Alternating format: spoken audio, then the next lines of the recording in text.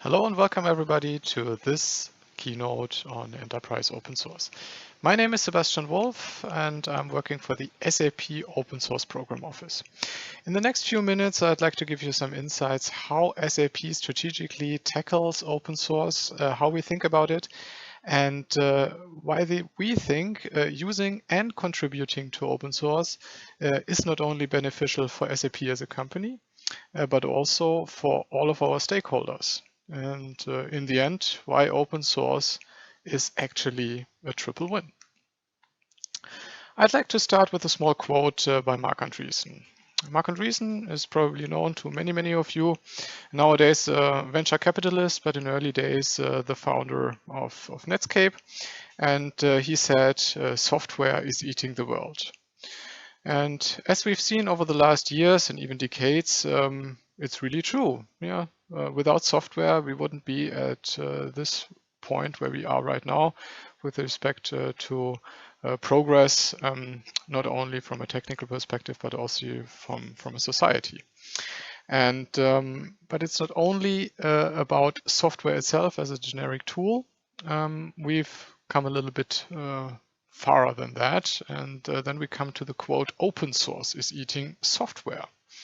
The source of that is unknown, but it's nevertheless true, especially when we take a look at the wide field where open source is simply vital for survival and for the pure operations of many things which we are using both in enterprise and in our private world. So when we think about cloud native computing, operating system, Linux, so on, programming languages, development tools, and much more. I'd like to give you a small insight about what we've done so far and where we're going to. So SAP's open source journey is rather interesting. So we started quite early, already in the 90s, when we ported R3 to Linux. So it was 1998. And since then, we've continuously evolved. Of course, not that in the wide open as you might know from other companies, but nevertheless, we've achieved quite a lot. Yeah, for example, when we already provided a proper process to, let's say, consume open source software already in 2001, but then we also contributed to many open source projects, such as the OpenJDK. We open sourced own software, such as the UI toolkit OpenUI 5. And since the emerge of cloud native computing, we've joined several foundations and also open sourced our very own foundation of cloud native computing, Gardener and Kyma, for instance. And more or less at the same time, we also established a dedicated office just for the sake of checking the processes, legal aspects of open source, just providing the tools to our internal colleagues and everything which is associated to that. That is the SAP OSPO, the SAP Open Source Program Office, where I'm also working in. And the journey hasn't stopped so far, and we are very much confident that the journey will continue with over the next years.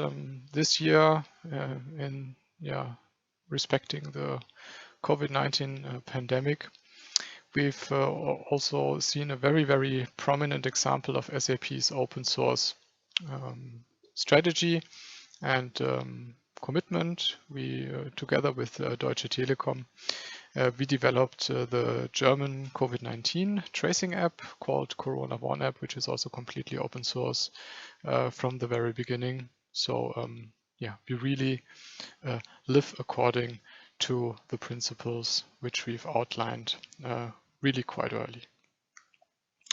And that's also pretty much visible in the pure numbers when we have a look at how much contributors we have at SAP on open source projects, and that has increased about 30 to 40% year over year since several years. So that's also pretty interesting, especially I mentioned that earlier, that SAP is not that well known as open source contributor, right? But we are there, we're going to stay, and it will be much, much bigger than it has been before. Yeah.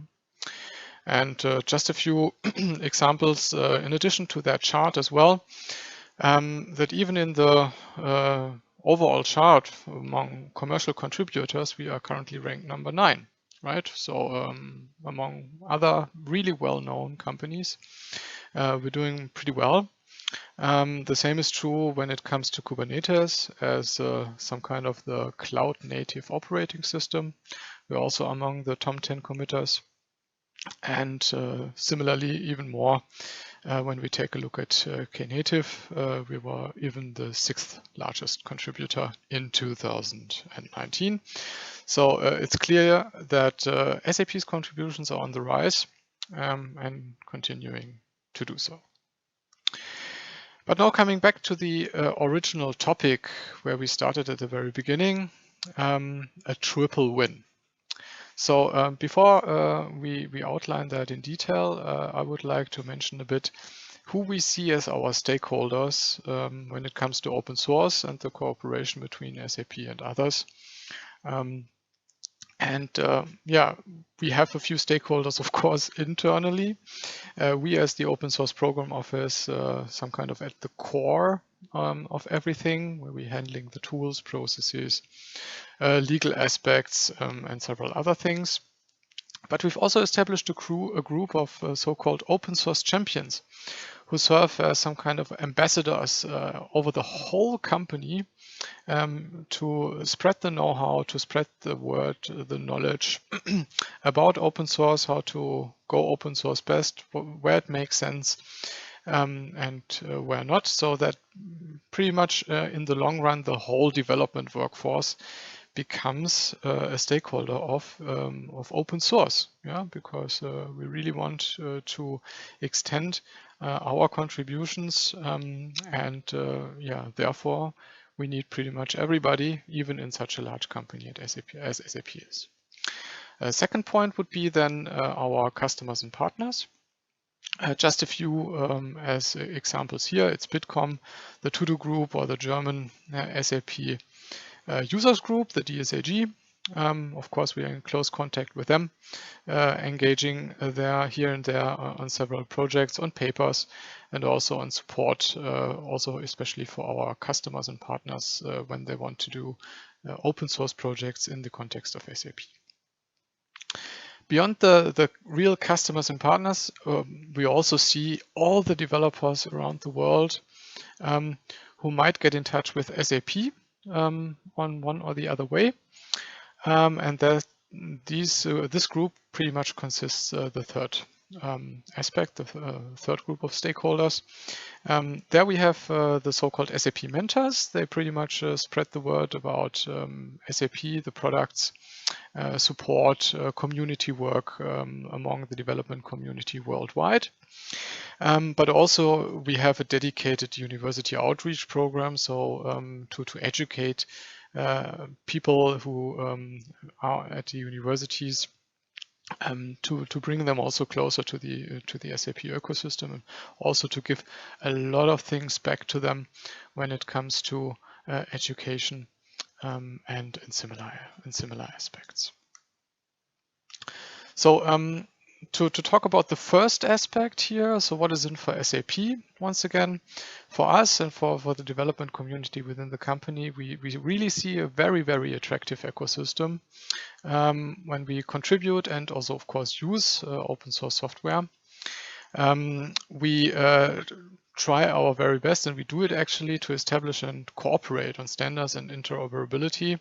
So it's no longer the proprietary SAP that really does everything on its own and simply, doesn't take a look left and right what is going on in the industry. No, it's a clear commitment from our side that we work on extensibility, interoperability, and cooperation, especially in the cloud native computing field, as you could see, for example, with the Gardener and Kima projects. It's also about co-innovation, of course. We also see that nothing can be done exclusively by SAP on our own.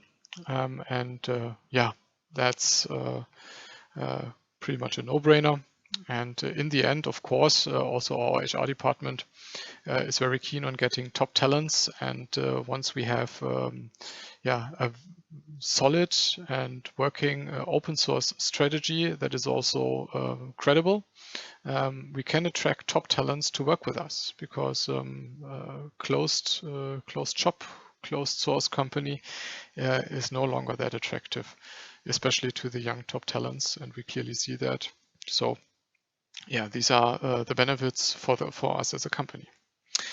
When we check out the benefits for customers and partners, they really see that when we are open as SAP, they have a much easier life when it comes to integration and the extension of our products.